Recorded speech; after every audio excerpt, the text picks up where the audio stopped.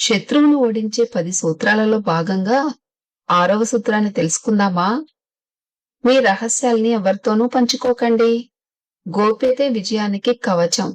ప్రపంచంలో ప్రతి ఒక్కరూ మీ యొక్క అభివృద్ధిని చూసి సంతోషపడరు. కొందరు మిమ్మల్ని ప్రోత్సహిస్తారు, కాని మరికొందరు అడ్డుకుంటారు. అందుకే విజయాన్ని సాధించాలి అనుకునే వ్యక్తి తన ప్రణాళికల్ని అందరికీ చెప్పడు. అతను ముందుగా పని చేస్తాడు, తర్వాతే ఫలితం చూపిస్తాడు. మీ యొక్క కలలు చిన్న మొక్కలాంటివి. అవి మొదట బలహీనంగా ఉంటాయి. ప్రతి ఒక్కరికి చూపిస్తే కొందరు వాటిపై సందేహం చూపిస్తారు, కొందరు నిన్ను నిరుత్సాహపరుస్తారు. ఆ అనుమానాలే నీ ఆత్మవిశ్వాసాన్ని క్రమంగా తగ్గిస్తాయి.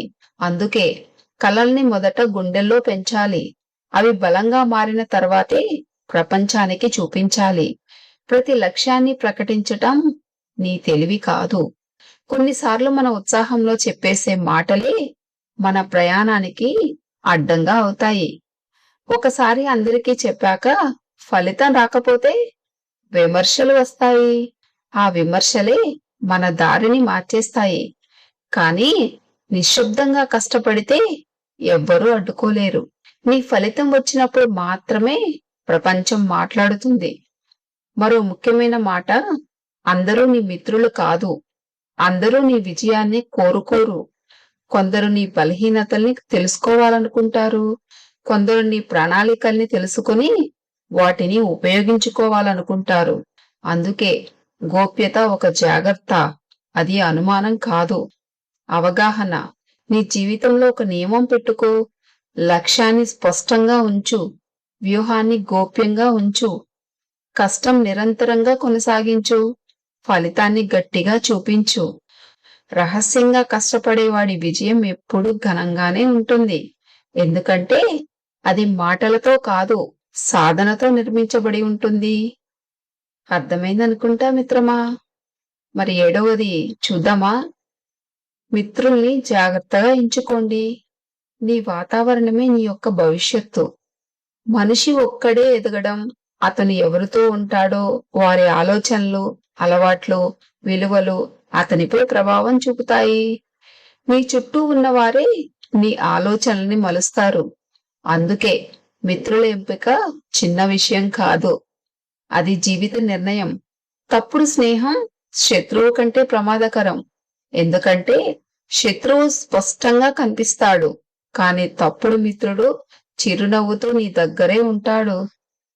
అతను నీ సమయాన్ని వృధా చేస్తాడు, నీ లక్ష్యాలపై సందేహం పెడతాడు, నీ దారిని మెల్లగా మార్చేస్తాడు.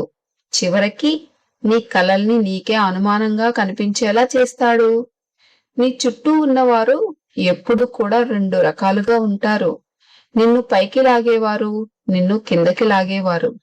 మొదటి వర్గం నీ విజయాన్ని చూసి ఆనందిస్తుంది, నీ తప్పుల్ని సరిదిద్దుకోమని చెప్తుంది, నీలో ఉన్న ప్రతిభను గుర్తిస్తుంది. మరి 2వ వర్గం మాత్రం నీ సమయాన్ని తీసుకుంటుంది, నీ లక్ష్యాల్ని చిన్నబుచ్చుతుంది, నీ యొక్క ఆత్మవిశ్వాసాన్ని దెబ్బతీస్తుంది. స్నేహం అంటే కేవలం కలిసి నవ్వుకోవడం కాదు, కలిసి ఎదగడం కూడా, కలిసి విలువల్ని పంచుకోవడం. నీ కలల్ని గౌరవించని వ్యక్తి ఎప్పటికీ నీ మిత్రుడు కాదు. నీ కష్టాన్ని అర్థం చేసుకునే వ్యక్తి నీ ప్రయాణానికి సరైన తోడు కాదు.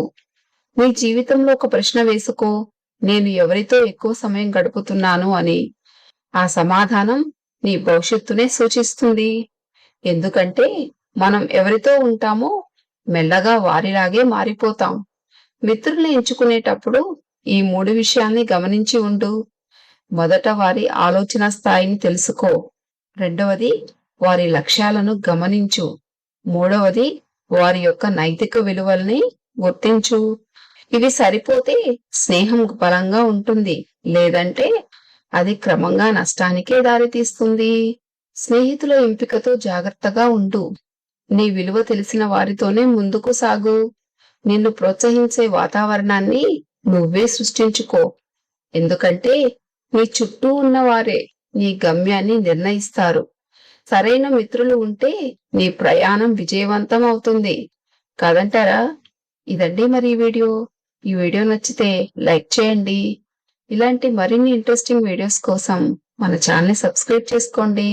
ఈ వీడియోలో ఏది బాగా మీకు నచ్చిందో కామెంట్ చేయండి. Thank you for watching.